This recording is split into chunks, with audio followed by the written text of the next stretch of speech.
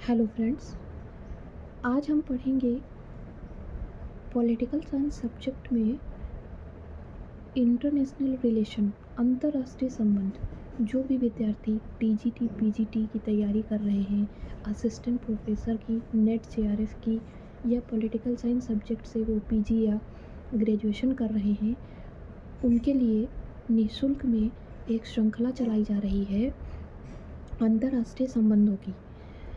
अंतर्राष्ट्रीय संबंध का जो पेपर है पूरे पॉलिटिकल साइंस में एक अहम भूमिका निभाता है। इसी के साथ हम पॉलिटिकल साइंस पढ़ने के बाद जो उसका इम्प्लीमेंटेशन है वो इंटरनेशनल रिलेशन में ही दिखाई पड़ेगा हमको, क्योंकि हमने विचार तो पढ़ लिए लेकिन विचार अप्लाइड कहाँ पर होंगे। तो जो हमारी फॉरेन पॉलिसी है, हमारे जो इंटरनेशनल रिलेशन है, उसी में हम देखेंगे। बाकी जो पेपर हैं वो थ्योरी के हैं, लेकिन ये पेपर व्यवहारिक है। तो अंतर्राष्ट्रीय संबंधों में एक कठिन प्रश्न पत्र भी है। जो समझ पा रहा है उसके लिए तो कोई दिक्कत नहीं है, लेकिन जो नहीं समझ पा रहा है उसके लिए एक विषय है। तो अंतर्राष्ट्रीय संबंधों को हम अगर देखें तो किसी भी चीज़ को पढ़ने के लिए हमें सबसे पहले उसका अप्रोच देखना होता है, उसके उपागम देखने होते हैं। तो उपागम की अगर हम बात करेंगे तो सबसे पहले हम यथार्थवाद को देखेंगे। यथार्थवाद बल के महत्व को समाहित करता है, बल के संतुलन में होते परिवर्तनों पर ध्यान देता है। अंतर्राष्ट्रीय व्यवस्था अराजक है, अर्थात यह किसी भी प्रकार की वैश्विक सरकार से हीन है। ये यथार्थवाद का सार है। यथार्थवादी सिद्धांत के जो प्रणेता हैं उसमें कुछ विचारकों के नाम हैं जिनको हम देखेंगे, और बाद में जब हम उनकी थ्योरी पढ़ेंगे तो हमें समझ में आएगा कि यथार्थवाद उनसे कैसे जुड़ा हुआ है, किस आधार पर हम उन्हें यथार्थवादी कहते हैं। तो हम उनके नाम यहाँ पर बता दे रहे हैं, लेकिन जब हम उनकी थ्योरी पढ़ेंगे तो समझ में आएगा कि वो यथार्थवादी कैसे हैं। थ्यूसिडाइड्स ये ग्रीक दार्शनिक थे और इनकी कृति थी हिस्ट्री ऑफ द पेलोपोनेशियन वार। इन्होंने अंतर्राष्ट्रीय सिद्धांत में यथार्थवाद की नींव रखी थी। ये ग्रीक विचारक थे। भारत में कौटिल्य ने अपनी पुस्तक लिखी थी अर्थशास्त्र। अर्थशास्त्र में इन्होंने कई अध्यायों में अंतर्राष्ट्रीय संबंधों के विभिन्न मुद्दों को ध्यान दिया और मत्स्य न्याय के सिद्धांत का विस्तारीकरण किया। और अंतर्राष्ट्रीय संबंध में उनकी प्रासंगिकता की व्याख्या उन्होंने मंडल सिद्धांत दिया था, राज्य के सप्तांग का सिद्धांत दिया था। मंडल सिद्धांत में जो उनका मंडल और सप्तांग का सिद्धांत है, उसमें मंडल सिद्धांत में उन्होंने बीजगुइस की संकल्पना दी थी। तो मंडल सिद्धांत को जब हम पढ़ेंगे तो हम देखेंगे कि इंटरनेशनल पॉलिटिक्स में कितना पहले कौटिल्य ने क्या क्या लिखा और कैसे वो आज भी वो लागू होता है। ठीक है। और इसके अलावा मैकियावेली, ये राजनीतिक विचारों में जो इनका विचार है वो सबसे ज़्यादा व्यवहारिक दार्शनिकों में से एक माना जाता है। इटली नगर राज्यों के बीच जो युद्ध चल रहे थे उसकी पृष्ठभूमि में इन्होंने अपनी एक रचना लिखी थी, द प्रिंस नाम दिया उसका, और इसमें इन्होंने कई सिद्धांतों का प्रतिपादन किया है। बाद में इनकी गंभीर आलोचना भी की थी। खैर, लेकिन मैकियावेली के जो विचार हैं, आलोचना तो हर चीज़ की होती है, लेकिन वो पढ़ने लायक हैं। बाकी बात करेंगे तो थॉमस हॉब्स अंग्रेज दार्शनिक था। मैकियावेली के समान इन्होंने भी मानव संबंधों और अंतर्राष्ट्रीय संबंधों में बल दिया और संघर्ष की प्रासंगिकता की ओर संकेत किया। कैसे देखते हैं कि संघर्ष कैसे पॉलिटिक्स को तय करता है। बल और संघर्ष यथार्थवादी सिद्धांत के केंद्रीय विचार हैं। जो यथार्थवाद है उसमें हम दो चीज़ें देखेंगे कि जो यथार्थवाद का सिद्धांत है उसमें पॉलिटिक्स बल और संघर्ष के सहारे चलती है, और इनकी जो रचना है वो लेवाइथन। तो इन्होंने लेवाइथन लिखी।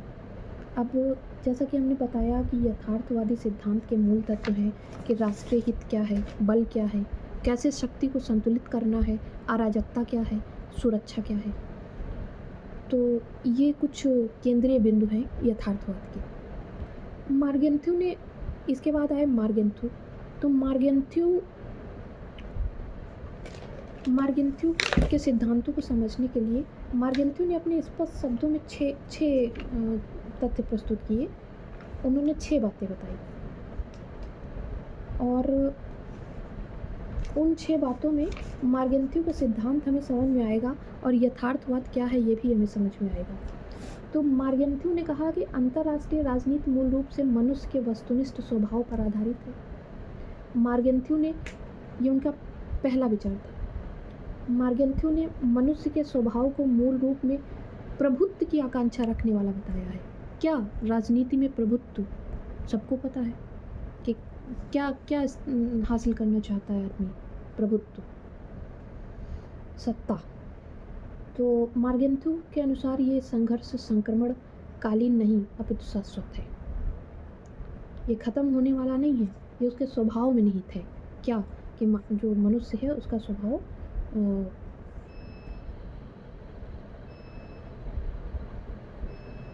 प्रभुत्व की आकांक्षा रखने वाला है। दूसरी बात उन्होंने बताई कि अंतर्राष्ट्रीय राजनीति का केंद्र राष्ट्रीय हित होता है। हमारा राष्ट्रीय हित क्या है, उस हिसाब से पॉलिटिक्स जो है शक्ति के द्वारा प्राप्त करने की कोशिश करता है। यही शक्ति जो है यथार्थवाद का केंद्र है। और राष्ट्रीय हित का अभिप्राय है कि राष्ट्र उन केंद्रीय मूल्यों से होता है जिसमें प्रत्येक राष्ट्र राज्य अर्जित करना चाहता है। हर राज्य क्या अर्जित करना चाहता है, शक्ति। मार्गेंथ्यू के अनुसार राष्ट्रीय हित सदैव परिवर्तनशील होते हैं, लेकिन राष्ट्रीय हित हमेशा एक ही नहीं होता है, बदलता रहता है ना। हर स्टेट के साथ हम अब आज तो उदारीकरण का दौर है, हम अपने पॉलिटिक्स को कैसे तय करते हैं, पुराने समय के संबंधों के आधार पे या आज के इकोनॉमिक बेस के आधार पे। तो जो हमारे राष्ट्रीय हित हैं वो बदलते रहते हैं। वो उसको मार्गेंथ्यू ने भी माना था कि राष्ट्रीय हित देश काल और परिस्थितियों के सापेक्ष हैं, मतलब उसी के सापेक्ष हैं, वो बदल सकते हैं। अभी कुछ है, इसके बाद कुछ होंगे।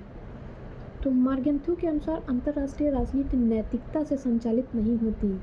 मार्गेंथ्यू की मूल मान्यता के अनुसार राजनीति का संचालन शक्ति और राष्ट्रीय हित से होता है। किससे होता है?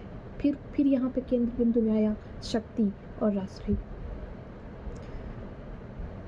पांचवा है कि मार्गेंथ्यू ने राष्ट्र के उद्देश्यों को सदैव विवेक से संचालित किया है। किससे? विवेक से, न कि किसी सार्वभौमिक नैतिकता का पालन उसने कर दिया। मार्गेंथ्यू ने सार्वभौमिक नैतिकता का अभिप्राय क्या बताया है? उसने कहा कि उन सार्वभौमिक नैतिक मूल्यों को अपनाया है जिसे देश काल से निरपेक्ष उनको माना जाए।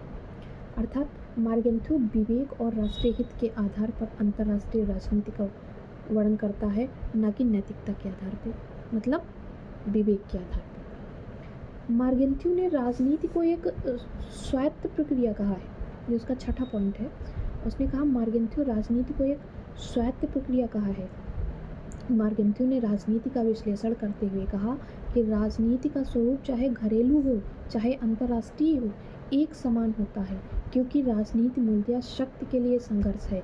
अंतर केवल ये है कि घरेलू क्षेत्र में राज्य नामक संप्रभु सत्ता के कारण इन संघर्षों पर नियंत्रण किया जा सकता है, जबकि अंतर्राष्ट्रीय स्तर पर ऐसी कोई संस्था नहीं थी कि केंद्रीय सत्ता का अभाव था वहाँ पे।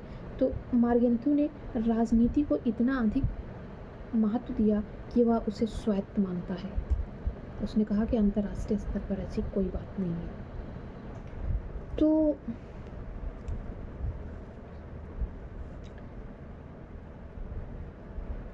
मार्गेंथ्यू